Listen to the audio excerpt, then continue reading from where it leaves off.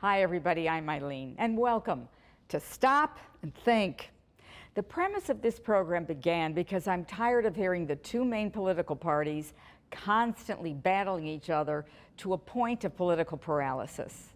And likewise, it's sad that everyday Americans are fighting their own neighbors, friends, and family because they're so worked up from purposeful emotional manipulation from both sides. Let's all take a breath and stop and think. Is what we're fighting over actually factual? We need to stop the madness. Both sides contribute positive things to America, and we need to remember we're not enemies. We're simply two sides of the same coin. If you're a Democrat, please recognize it was honorable Republicans who helped save democracy. Mike Pence, Brad Raffensperger, Gabriel Sterling, Governor Kemp, and so on. And if you're a Republican, please recognize that Democrats saved reasonable health care for America and also got the CHIPS Act passed, which brings manufacturing back to America. They negotiated lower prices for insulin and are trying to negotiate more drug prices being lowered, as well as they have raised the minimum wage for federal workers.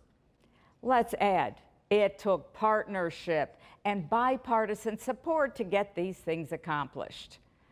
Everyone is so damn focused on negativity that they don't see the positivity that is coming from both sides when they work together. To be clear, I have no interest in persuading or dissuading anybody from what their political choice is.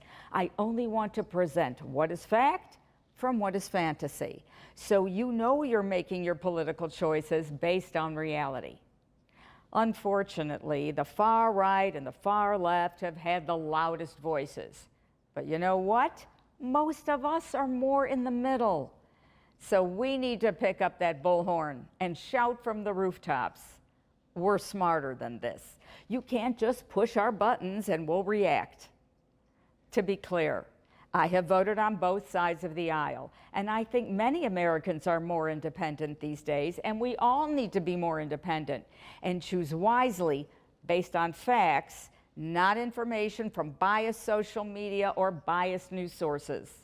We need to get the more moderate people, both Democrat and Republican, back in power.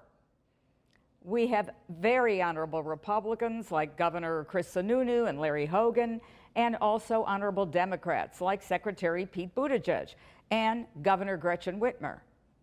Many of the people across the aisle want a united America. We need to do our job and tune out the emotional manipulators who are trying to divide us to enhance their power. I'm asking everyone to stop letting themselves be emotionally manipulated through social media or nonsense speeches and think for themselves again. Unfortunately, we have many politicians who aren't leaders. They're strictly following what their constituents want to hear, whether it's true or not. That is not leadership. So we need to be very careful about discerning fact from fantasy. It is we, the people of the United States, who need to heal this divide to become a stronger America again. When united, America is unbeatable. Divided, America is weakened, and we will not allow that anymore. I think most of us are tired of waking up to fear, anger, angst, or hate. It's enough, and I do mean enough. If you feel the same, stay tuned. Let's take a commercial break, and we'll be right back with our next segment, which is called Fact or Fantasy.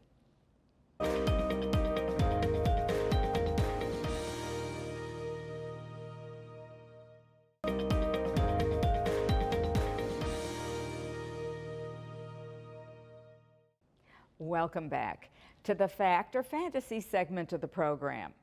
Here are some fairly recent stories demonstrating that we have to stop and think, and sometimes do a little research to find out what is fact and what is fantasy. I'm going to start with the emotional manipulation directed at the left.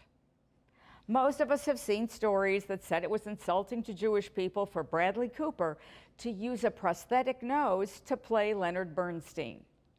What's the fact? The AJC, the American Jewish Committee, as well as the ADL, the Anti-Defamation League, both groups that look out for anti-Semitism, said there was nonsense. There was nothing anti-Semitic about this. Even Leonard Bernstein's family didn't think there was anything wrong. It's just emotional manipulation to try to make liberals think some minority was being prejudiced against and work up a froth. Total fantasy, not a fact in there.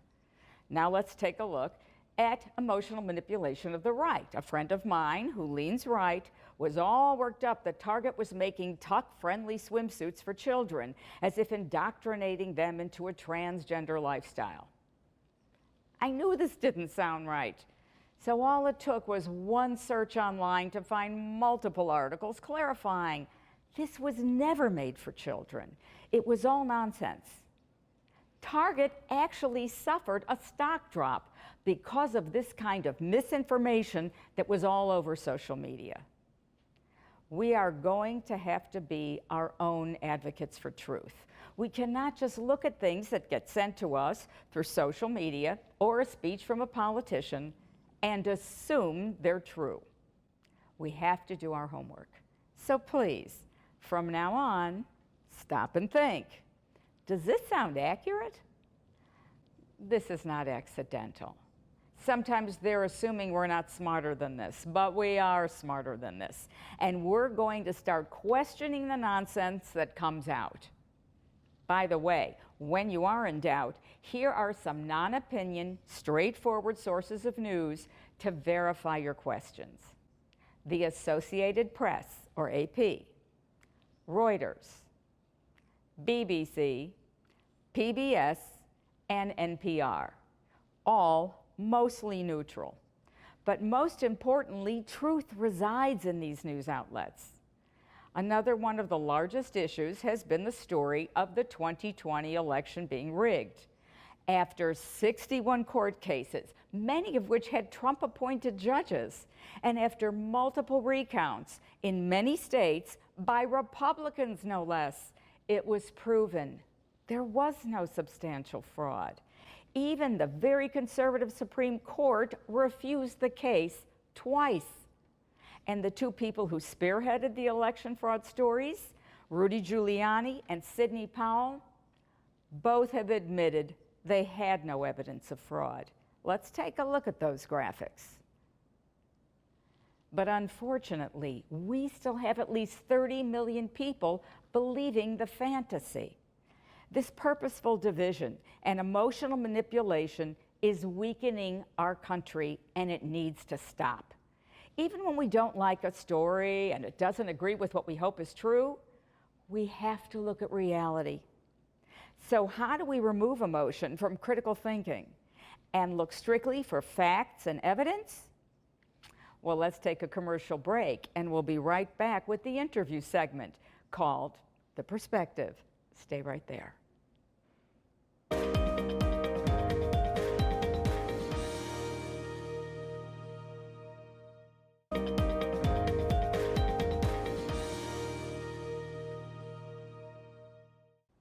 Welcome back, everybody. And here is The Perspective, the interview portion of our program. To help us with making clear decisions is my first guest, a man who has made a career out of removing emotion and looking for evidence or fact only to make sound, important decisions. Friends, please welcome the former Supreme Court Justice of the state of Nevada, the Honorable A. William Maupin. Welcome to the show, Your Honor. I'm curious, are you concerned about how high the temperature is in this nation, emotionally and politically? I'm very concerned about it. It has turned this country into a divided entity when the intent of the founding fathers and all the people that fought in wars since then on behalf of the United States, they fought for a United States, and we are now divided because there's a large group that believes that something is absolutely right or it's absolutely wrong. And the fact of the matter is... So you're saying it's black and white, They're not giving leeway to Right. different points of view. And one side's idea is you're not compromising with us because you're not agreeing with us. And that is not the same thing. And what the Constitution and the Declaration of Independence were designed to do were to set a template for Americans to agree and disagree, and then develop a consensus or some sort of synthesis of understanding to where you can agree to disagree and then come up with a solution that provides as much as possible something for everyone. Right now, all you hear is, I'm right, you're wrong, and because you're wrong, you don't even belong in the system anymore. So this is a very serious attack on the democratic process. From a strictly as neutral a standpoint as possible, because I'm sure you have an emotional center on this, but as neutral as you can be, how did you feel when 6 of the 8 GOP candidates on the debate stage said they would support Trump even if he were convicted of trying to obstruct a free and fair election? Now, I can't lie, this bothered me a lot. I know many have spoken about the 14th Amendment, which could constitutionally disqualify Trump if he's found guilty. From a judicial standpoint, do you have a view on these 6 people saying they would support him even if guilty? Well,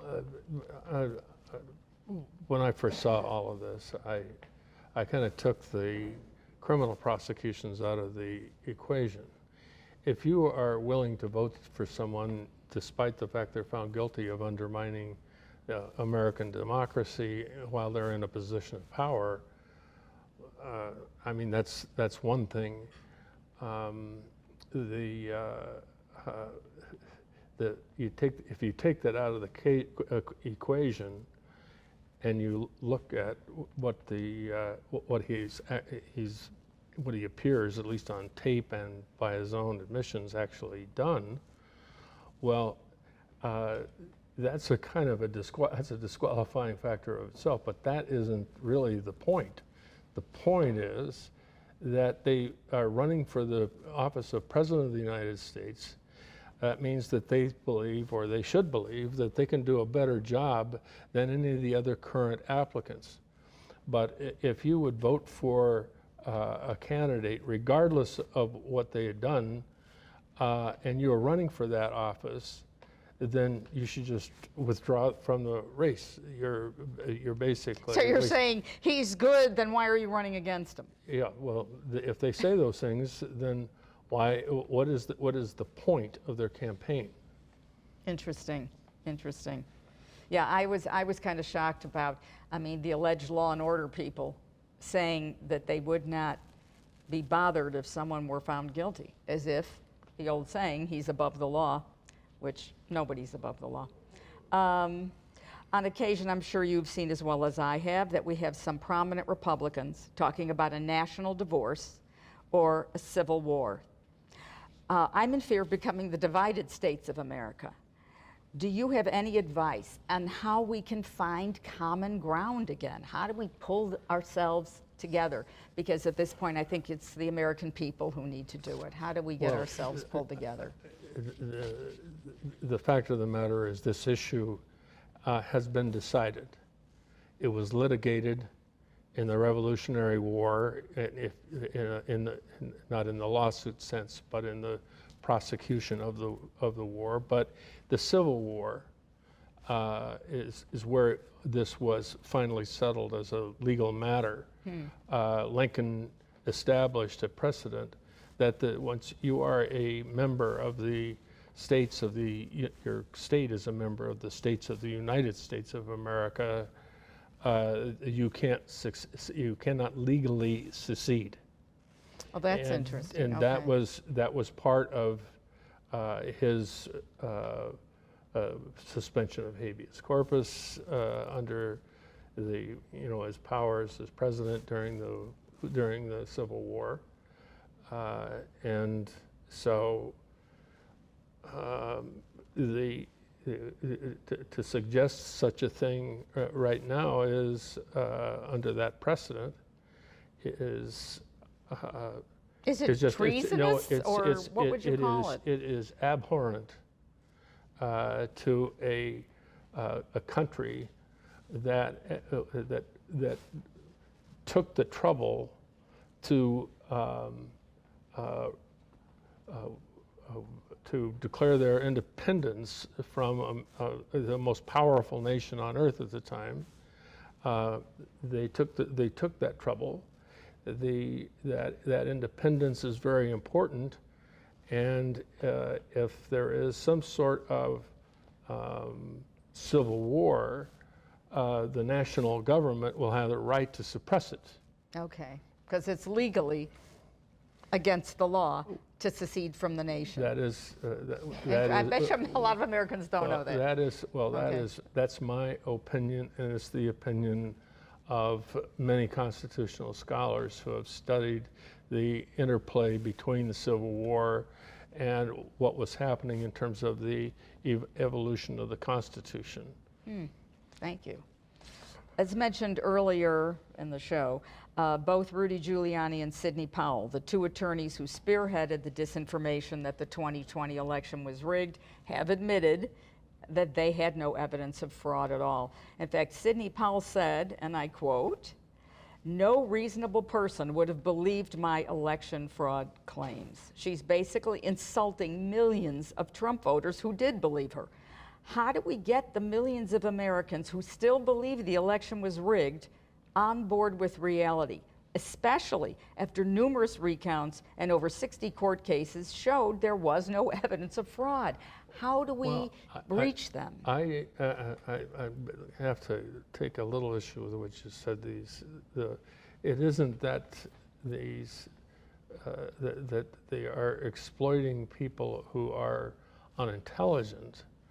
These people come from all walks of life, all levels of intelligence, and what they were being told by someone in whom they had immense trust that the country is no longer any good for them, that they have to take it over, and that the process of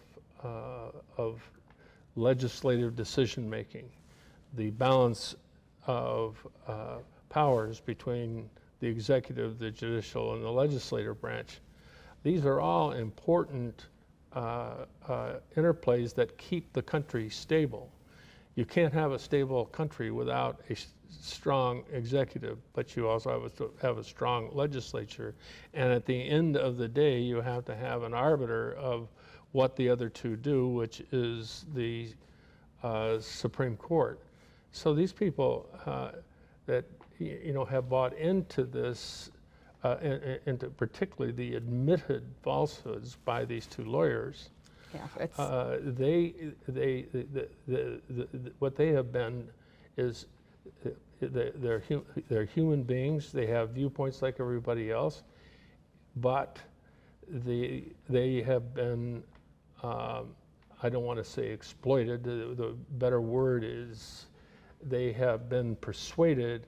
But what these people did, what happened to these two election workers was their names were outed, their addresses were outed, their telephone numbers were outed on purpose so that the harassment would begin. Now that's my opinion, but I think that opinion is pretty well informed and justified, and they ruined their lives. And this, very much so. And this is a sublime piece of bullying. And what we do not want in this country is a government that becomes a bully so that people are afraid of the government and they feel ruled, and it should be just the reverse. The people of America rule America. Now, I couldn't agree more. In fact, the word bully is so appropriate here because these poor women were afraid to go anywhere. They were afraid to go to the grocery store. The one woman just basically hid out the entire time. I mean, on a positive note, it looks like they'll win a defamation case, but you can't get your life back. Those 2-3 years, you can't get your life back that you were in such a horrified state. And unfortunately, it may be that the people responsible will be judgment proof from actually having to pay the money, because they've been sued by everybody else. Yeah, there's a long list. Okay, unfortunately, and this ties into what we were talking about a little bit earlier, unfortunately, many people no longer trust the institutions of the United States anymore because of all the emotional manipulation and disinformation. How do we regain trust in our 3 branches of governments? Well, one way is this is an example. When someone in the United States Congress says that another member of the United States Congress cannot serve properly because they didn't take an oath on a Christian Bible. Now, this is referring to, but just in case some people at home don't know, you're referring to, was it Marjorie Taylor Greene? Marjorie Taylor Greene, who was talking about Ilhan? Made it very clear that the oath that she took on the Koran was no good, because this is, I think she said something to the effect that this is a Christian country. This is a country that welcomes all religious faiths, all races. And when you say that an oath is no good unless you take it on a Christian Bible, you're also saying that the oath a witness takes in a courtroom, which, by the way, none of these oaths have any religious component to them. It's read into them. But when you're in court and you're testifying, your oath, regardless of your religion, enables you to testify to what you perceived, what you remember, and what you can communicate in court. And there is no religious test for any of that. It's interesting because if people look at it, it's almost ridiculous to have somebody swear on something they don't believe in. It made more sense she swore on a Quran. I mean, that makes more sense that Ilhan would have done that. But again, sensibility does not always go with some of our current congressional members. Anything else you want to add off the top of your head before we go? I would, thank you for inviting me on. Oh, well, I want to thank my law firm, Flynn Judici, for agreeing to me coming and sharing my views about these things. Can I stop you there for a second? Because I would like you to tell us more, because just in case any of you want a very learned man as an attorney, could you repeat the name of the law firm? The law Seriously. firm is called Flynn Judici, and it has offices in Newport Beach, Reno, and Phoenix, and Las Vegas. Okay. But I have one other thing. My family has a very, very close relationship with the Filipino community here, and they were very kind to me when I was running for office. That is because my father was captured on Bataan and was a prisoner of war for 3.5 years. And he was always extremely fond of the people that helped them, that secretly brought aid to them. I want to, after all these years, I'd like to express my appreciation for the support of that community in my political career. Well, thank you for that, because for those of you who may not know, this crew that is doing this also does Philam TV, which is a Filipino-American television series of programs. But and they've been wonderful to work with, and I appreciate you wanting to mention that, because I'm sure they would like to hear it's been appreciated. Okay. So thank you so much, Your Honor. I appreciate you coming by. Well, thank you so much. Thank you. There you have it, friends. The former Nevada Supreme Court Justice, A. William Maupin, on critical thinking. Let's have our take, which includes you, when we come back. Don't go away.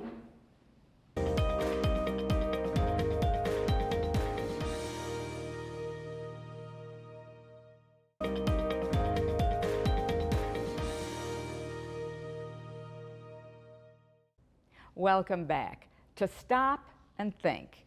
Chief Justice Maupin was so dead right about the fact that our fellow Americans, unfortunately, often believe things because they're trusting people who should not be trusted. What are you thinking? What's your take on the matter? Email me or send me a video or audio clip on this. If we get to feature your take, we'll send you a gift. Email it to stopandthink@gmail.com. I have to say, in closing, it's really been a pleasure sharing with you our pilot episode featuring the former Chief Justice of the state of Nevada, the Honorable Justice Maupin. Next week, we're going to feature another amazing guest, and here's a clue. She could be the next mayor of the city of Las Vegas. Care to guess? Well, don't miss any of our episodes exclusively on VegasLifeTV, locally and globally. Visit VegasLifeTV.us for more information. On a final note, let me leave you with this thought. Never worry about who will be offended if you speak the truth. Worry about who will be misled, deceived, and destroyed if you don't. My friends, remember to stop and think. This has been your host, Eileen. Good day, everybody.